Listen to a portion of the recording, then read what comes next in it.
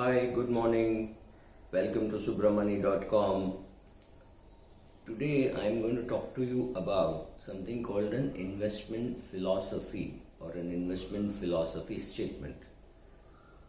Why am I talking about this now? Because a few episodes down the line I'm going to talk to you about how to use an investment philosophy and an investment diary, right? Both documents which you require while you're investing.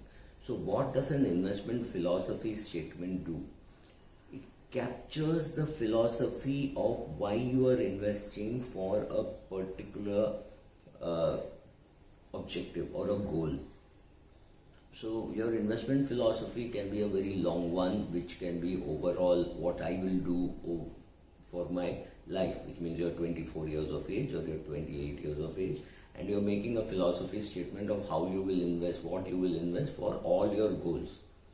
Otherwise, you can make something very specific for a particular goal. For example, you're a 29-year-old man or a 29-year-old girl. Let's say your husband and wife, both about 27, 28, age doesn't really matter. You have a kid, and your kid will go to school 4 years from now. It's a newborn kid. So you need to invest some money for the kid's education, right? I mean, I'm not talking of longer term education. I'm talking even of a 4-year time frame in which you have to accumulate an X amount of money, say 2 lakhs, which you will need to pay to the school. You're going to accumulate for this. How will you accumulate? You need to know this, and it is better that you write it down. Now, either husband and wife together take all the decision, which is the ideal one, but in case one person is taking, it is always useful for the other person to know why you have done, what is your thought process. Secondly, when you write down something, you bring greater clarity to it, right? It is easy to say something, but when you write down, you keep wondering, is this what I actually want? Is this what I thought? Should I be doing this? So it brings clarity, then you write down, then you keep it, and then sometime later, if you have doubt, you can refer to it and say why you invested, what you invested, you can go back to that philosophy statement. Very few institutional investors would even invest 1 rupee without an investment philosophy statement, IPS. Where will you find it? I'll give you a link at the end of this talk. In the comments column, I'll give you a link. I've written about investment philosophy statement in my blog called subramani.com. Right? So you will be able to find the link there. Find out what is an investment philosophy statement, which I am going to talk to you about. And I've given at least 1 or 2 drafts of what an investment philosophy statement should look like.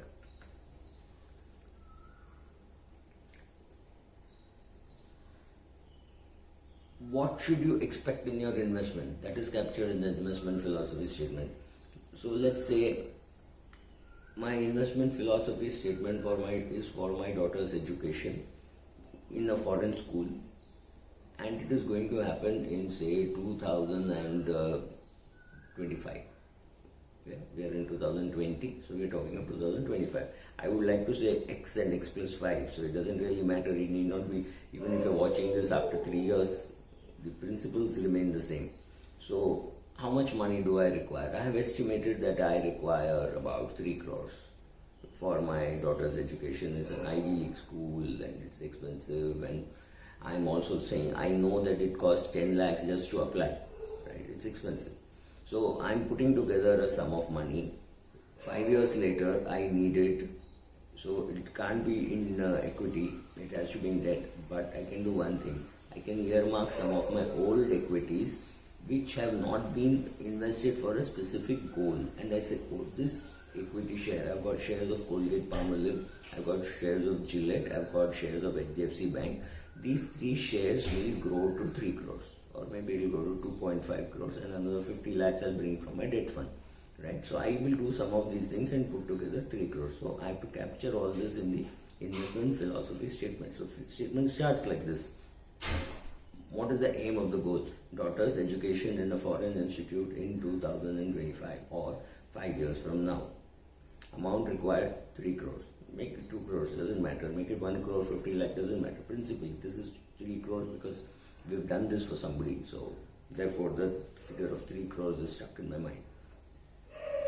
So I'm saying largely this will have debt, because in 5 years I'm not willing to put too much money into equity.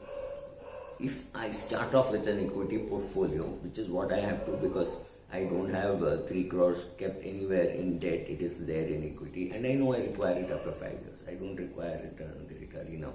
So I can start off with a 100% equity portfolio. Hear me out.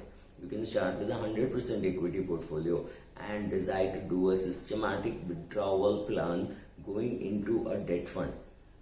This can be a strategy. So let us say I already have 2 crore 40 lakhs in equity, and that is the equity which I am going to use after 5 years. So in 5 years I am not expecting any dramatic return. I only hope the market doesn't fall further from here.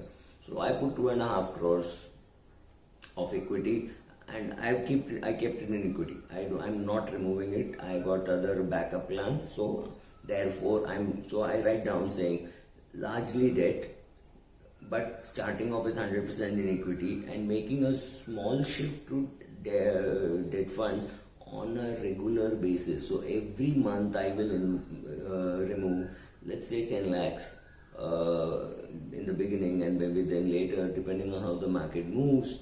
But I capture all that in my investment philosophy statement. So I say, okay, I will move money at 10%, 15% every year, so over 5 years this much. Or I move 25% very aggressively over 3 years, and I know 75% is already done. And in the last 2 years, I will leave the whole thing in a ultra short bond fund, or something like ultra short bond fund to a liquid fund or a savings fund. Expected return, I really don't know, but I am thinking I will get an expected CAGR of 11 to 12%. That's an assumption I am making because it's a predominantly equity portfolio. It's not something which is very sensible to do, but I can do it because I'll tell you why I can do it. The equity shares are lying in one particular portfolio. It is held by my wife. It is held by my daughter is a nominee. So that is the money earmarked for it. So in case I die, this money is available. That is also captured in the investment philosophy statement. What are the instruments? Which are the schemes in which I have invested? Which are the equity shares in which I have invested? I write that down, right? So maybe there is a balance fund, maybe there is direct equity, maybe there is a combination of all this. So I write down all that in my investment philosophy statement. I could be doing a one-time investment into a debt fund, or I could do a more aggressive systematic withdrawal plan. I may shift schemes, I may not shift schemes. I'll fix up, let's say, one ultra short bond fund, one liquid fund, and one short-term income fund or a dynamic bond fund.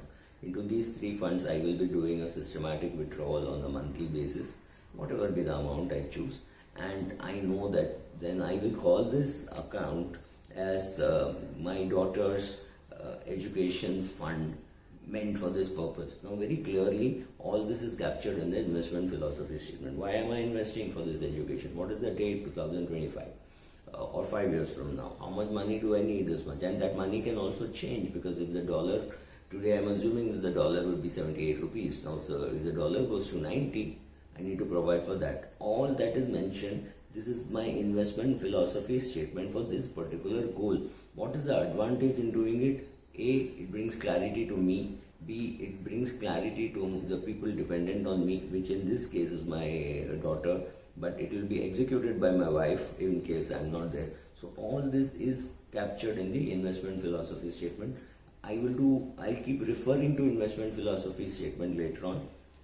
I'll give a link to subramani.com. You will be able to find it there. Thank you. Thanks a lot.